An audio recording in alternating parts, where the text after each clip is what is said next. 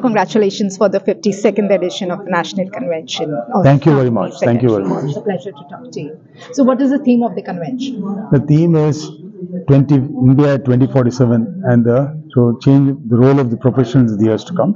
That is the basic theme, because we find that there's a significant role which Company Secretary will be playing in the years to come, and with the growth in the economy which is predicted to be 30 trillion by 2047, we expect that there's going to be a huge responsibility which will be cast on professionals, especially that of a company secretary, and that's the focus on which the discussion is going to center in the next 3 days. Super. So can you give us the overview of the programs you conduct? The program, I'm sure you would have gone through the program sheet. We have invited some of the very senior people as the speakers, as well as the, if I may say so, the panelists. Sure. And in the first session, we are having the here it is. Can I have this, please? Yeah. Sure. In the first session, we are having the SEBI Chairperson who is coming to be the chief guest. Okay. We had invited the governor, but in the last minute, he is not able to come. I believe the Prime Minister is going to be in Maharashtra, and therefore he is held up. Okay. Anyway, so that apart, then the first session is going to be on evolving SEBI regulation for ease of doing business. Okay. So SEBI has come out with a concept paper giving various changes which is intending to do in LODR and ICDR. These are two major regulations, okay, which covers most of the regulation. LODR is for listed companies to follow. ICDR is for a company which owns a raised capital in the market needs to follow. Okay. So many changes are in the offing with the intention of ease of doing business. I've been part of that committee. I'm fully aware of it. And incidentally, the concept paper which was put up by SEBI, comments were received, but very few comments were anti what was stated, and therefore we expect the committee had gone through it, and we have in principle accepted everything. The board, SEBI board, has also in principle accepted it, and it is the changes in the various this thing are happening, okay, waiting by the legal department, and that will be made a law. That will be soon become a law. And then the second session which we are having tomorrow is rather it's going to be on the third day. Tomorrow there is going to be only one session, followed by a special session, followed by cultural evening, okay, because we are starting only at 3 o'clock tomorrow. Sure. And then the day after tomorrow, the first session is going to be on IFCA, okay, IFCA. Yes. That's a gift city. I'm sure you all know it's the Modi's Honorable Prime Minister's brainchild. He set it up in Gandhinagar, and it is doing wonders. It is doing wonders. And we have also have direct listing of the securities in the stock exchanges there. NSE and BSE both have set up their place over there, and direct listing. That is, the companies which are not listed in NSE, BSE can get it listed, okay, and invariably any investor is looking at investment listing as a way for the purpose, because it gives him safety that in the event he does not want to, he can always sell it to somebody else. So that is directly, and that is already started off. Okay. So IFCA is going to take again, and it is not only, you say, the gift city is not necessarily focused only in Gandhinagar, but other states have also evinced interest to have the gift city in their states as well. Super. But the regulation will be IFCA, that is, okay, International Financial Service Center Authority. That is what is going to be. And then the second session after that is going to be a special session addressed by Mr. Nitish Chandra, Secretary in the Department of Ex-Servicemen Welfare Ministry Services. Okay. Now he is basically, what they are looking at is, they are doing a lot of work for the retired personnel, etc. You know, beyond certain years, he cannot be in the military, then you have to defense, you have to retire. Some mandatory retirement is done. So they are looking at how they can be fruitfully deployed in the mainstream. That is one. Plus also monetary requirement will be there for in the event of a death of a military man service. They need to take care of their kith and kin. So they are going to talk about how the various corporates can use their CSR funds, right, for the purpose of benefiting, and that's the purpose of us being invited. We'll be talking on that. Then the third session is on CS Profession 2047 aspirations, okay, and expectation. Sure. What would be the aspiration for the CS in the years to come, and what are the expectations from? So this is again a very interesting topic, And we have one of our very senior council member, is a government nominee on the council, Mr. Ashok Mishra, who is also a former NCLT member, will be chairing the session. We have Muhammad Ashraf Hamza and Professor C. Krishna Devarao, who is the Vice Chancellor of Nalsar University from Hyderabad. He is coming, and one of our own senior members, Mr. Murli, who will also be there. Then the fourth technical session is again on ADR mechanism, alternate dispute resolution mechanism, which is talking about arbitration and mediation. And we're going to have with us the Secretary, Ministry of Law, Mr. Dr. Rajiv Mani, handling the session alongside Mr. M.S. Sahu, who was the former whole-time member SEBI, and he was also former chairperson of IBBI and former secretary of our own institute for a while. Salina Bhaskar, who is with the Hamdard Institute of Legal Studies Research. She is the dean over there, and one Mr. Tariq Khan. So this is for day after tomorrow. 3 sessions are going to be there. One special session followed by cultural evening and dinner. And we are having for the cultural evening one Mr. Divakar Meena, who is an accomplished ghazal singer, and we expect that's going to do well. Okay. Then the next session is going to be on open session. That is, every time in these kind of conferences we'll have an open session for our members, where the attendance will be directly interact with the president and the council team. So I will be interacting with the members. That's from 10 o'clock to 1 o'clock till 11 o'clock, 1 hour, followed by the fifth technical session, which is reimagining governance, the evolving role of boards in 2047. How the board is going to be evolving by 20. We have seen several sea changes in the constitution of the board. Like corporate governance 2000 regulation 17 to 27 talks about the composition of the board. So many changes has come. So this we see is also going to be a key feature for the advancement of the country for the year 2047, reaching the 30 trillion mark. And then the last session is on manufacturing services, which is again focused on MSME, how MSME is going to be the key growth for this kind of achieving the 30 trillion mark. Let's not forget that MSME is a bloodline for any country for its for the economy, and India is no exception. Currently is about 35%. For it to reach the 30 trillion mark, we expect MSME contribution should be in the range of at least 40%. So we are concentrating how we can do it. And the young promoters, when they set up, the entrepreneurs, when they set up the industry, they are not fully familiar with the regulation, fully familiar with the laws, and therefore we encourage our members in handholding the professional or the entrepreneur in doing that. And that is where our role is, and that's what the final session is going to be. And we will be closing by about 2 o'clock on the 10th. So that is what for the 3 days event which is going to be there. Can you throw some color on the corporate governance and ESG practices? Yeah.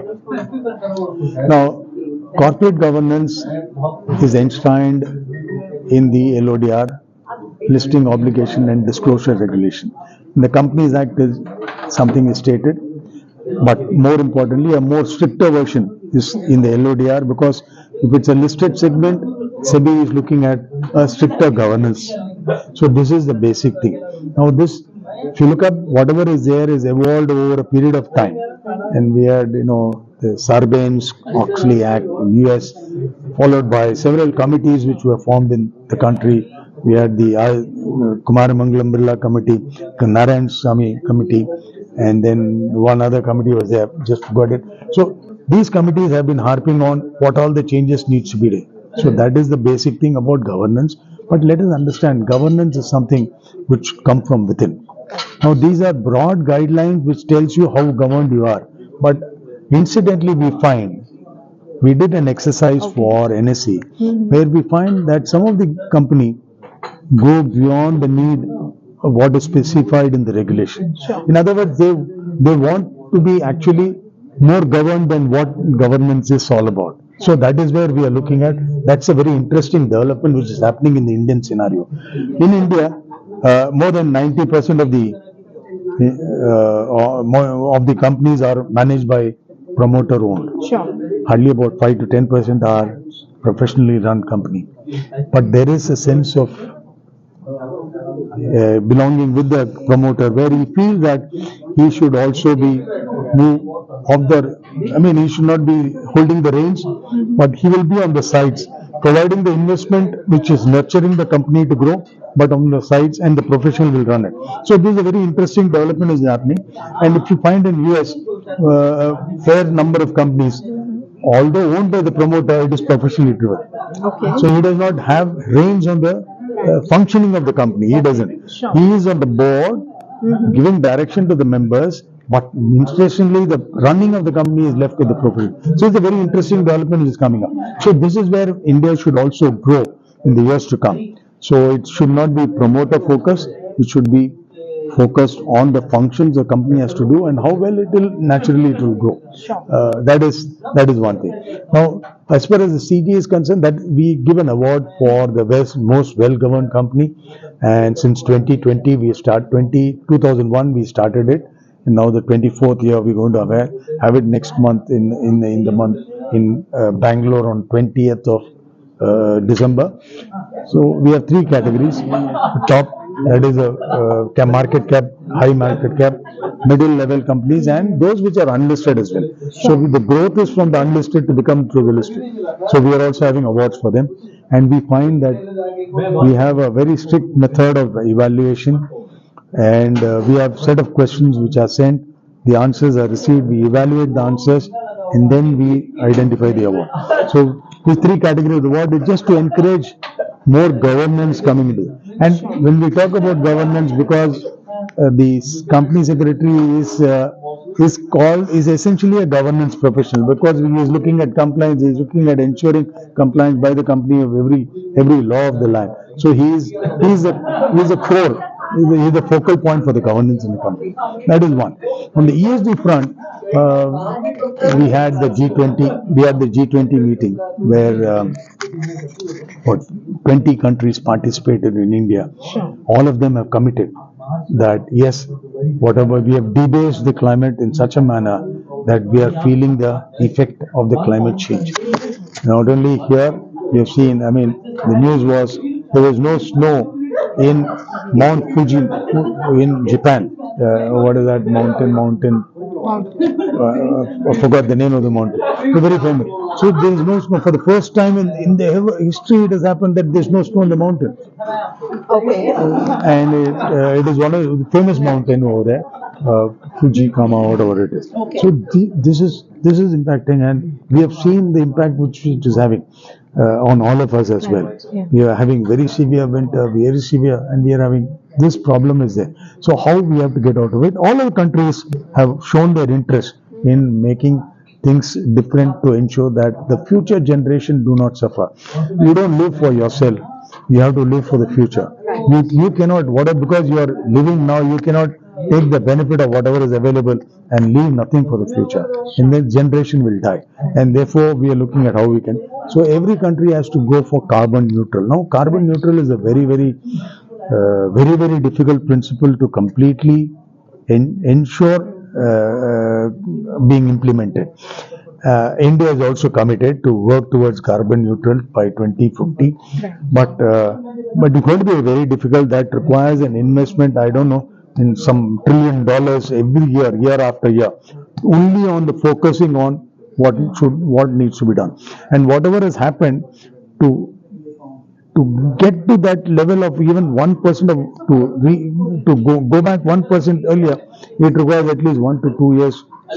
So that is the impact of carbon level, to reduce the impact of carbon emission, it has to do. So that is where the difficulty is, but every company is striving to do it. Now, what are the action which can be taken is, there are SEBI has in the focal point, which has said that all listed companies should have a BRSR report, that is business responsibility and sustainability reporting. So they have to narrate, detailing what are all the action which has been taken to ensure that whatever they have, if I may say so, whatever emission which has done, what is that plus point which has done. So every company has to do something more than what it is, to make sure that the whatever impact which is making in the on the environment will be reduced. That is one thing. Most importantly, SEBI has also said, not only you do it, but I want 70% of your downstream and upstream. That is your vendors to whom you are selling. Find out how compliant are they with ESG. And when you are buying from somebody, make sure he is also ESG compliant at least. So this is going to be a stage. These are all small stages which we are achieving. It's going to be difficult, but they are asking the companies to comply. So the company, in terms of complying, has to get the details from the vendor, both upstream and downstream, to make sure they are compliant. If they are not, don't have that vendor anymore. So this is one way of completing the circle of ensuring that the ESG, everybody works towards ESG. In fact, my former president, we are mentioning, we have a board. We have constituted an ESG board, and we have also brought out detailed publication on ESG. Sure. A very interesting publication, very voluminous one as well. And where we have identified areas what all needs to be done by every company in the country. Now, pollution is very common. We are talking about plastic. Even for companies which may not be producing, they are also polluting the environment. So what is that? So it is, when we talk about BRSR, it's not applicable only to the manufacturing companies, but every company. Right. And top 1,000 companies by market cap is being done. This is a substantial number. So we expect that these are the ways by which we have to do it, because we have to get everybody involved in it, and each one of us are responsible for what we do, and therefore as a conscious individual we have to make sure that we don't do anything which will cause harm to the environment. That's what it is. Thank you so much. Thank you very much. Pleasure.